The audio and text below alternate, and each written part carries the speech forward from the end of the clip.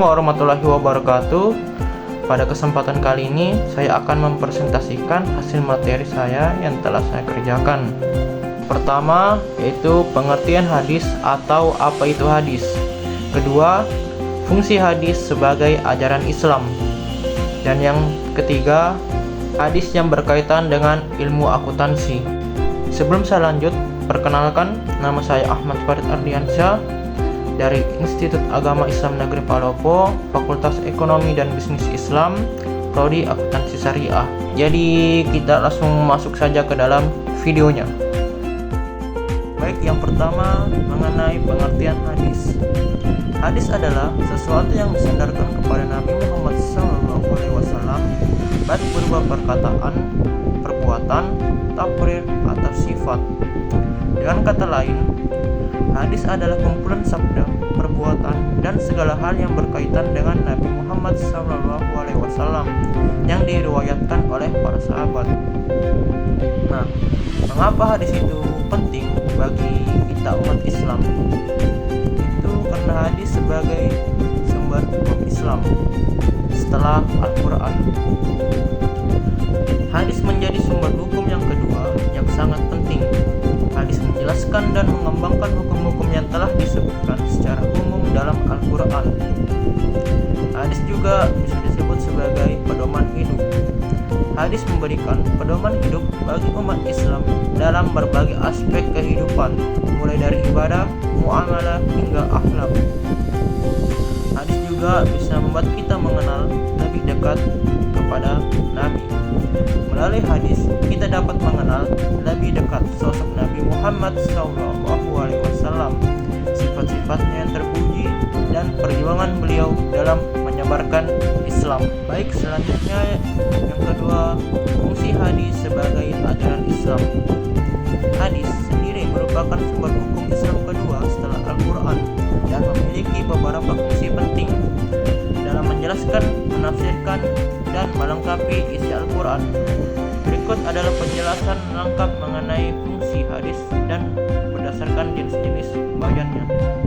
Di sini ada 4 poin mengenai bayan-bayan atau fungsi-fungsi hadis sebagai ajaran Islam. Yang pertama, bayan at-takrir. Bayan at-takrir ini itu hadis yang berfungsi sebagai penegasan terhadap ajaran yang telah ditetapkan dalam Al-Quran. Dalam fungsi ini, hadis meneguhkan perintah, larangan, atau ajaran yang telah ada tanpa menambah atau mengubah ketetapannya.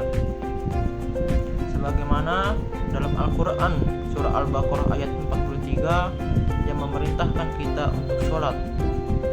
Dan Rasulullah SAW bersabda, "Sholatlah kalian sebagaimana aku sholat." Hadis riwayat Bukhari. Kedua, bayan at-tafsir, itu penjelasan. Hadis yang berfungsi sebagai penjelasan terhadap ayat-ayat Al-Quran yang memiliki makna umum atau yang sulit dipahami. Fungsi ini seringkali memberikan detail mengenai tata cara atau aturan yang tidak dijelaskan secara eksplisit dalam Al-Quran. Sebagai contohnya, Al-Quran memerintahkan sholat tetapi tidak menjelaskan tata caranya. Hadis menjelaskan jumlah rakaat, bacaan, dan gerakan sholat. Di Al-Quran memerintahkan zakat, tetapi hadis menjelaskan jenis harta yang dikenai zakat, nisabnya, dan kadarnya. Poin ketiga, bayan at-tafsiri, pembentukan hukum. Hadis yang berfungsi sebagai pembentuk hukum baru yang tidak disebutkan dalam Al-Quran. Dalam hal ini, Rasulullah memberikan penjelasan atau aturan yang tidak secara langsung disebutkan dalam Al-Quran, tetapi tetap sejalan dengan prinsip-prinsip syariat. Bagaimana contohnya? Seperti larangan memakan daging keledai jinak. Lalu Rasulullah bersabda, "Sesungguhnya Allah dan Rasulnya melarang kalian memakan daging keledai jinak." Hadis riwayat Bukhari dan Muslim. Atau larangan lainnya seperti memakan binatang buas yang bertaring dan burung yang bercakar. Hadis riwayat Muslim. Yang terakhir, bayan an-nasakh atau penghapus hukum. Hadis ini berfungsi sebagai penghapus atau pengganti hukum yang sebelumnya ditetapkan dalam Al-Quran atau hadis lainnya. Nasakh dilakukan sesuai dengan hikmah tertentu, baik untuk kemudahan umat maupun perubahan kondisi hukum. Sebagai contohnya yaitu hukum awal dalam Al-Quran mengharamkan umat muslim mendekati orang musyrik di Masjidil Haram. Itu ada di Quran surah At-Taubah ayat 28. Tetapi Rasulullah memberikan kelonggaran bagi delegasi kaum musyrik untuk masuk masjid dalam keadaan tertentu. Jadi fungsi hadis ini menunjukkan bahwa hubungan antara Al-Quran dan hadis itu saling melengkapi. Al-Quran memberikan dasar hukum dan prinsip yang universal, sedangkan hadis memberikan rincian-rinciannya, penjelasannya, dan penegasan hukum-hukum tersebut agar lebih mudah dipahami dan diamalkan oleh umat Islam. Baik, selanjutnya yaitu hadis yang berkaitan dengan ilmu akuntansi. Dalam Islam, prinsip akuntansi dapat ditemukan dalam hadis yang menekankan pentingnya transaksi keuangan, keadilan, dan transparansi. Meskipun tidak secara langsung disebut ilmu akuntansi, nilai-nilai akuntansi sudah diajarkan dalam hadis.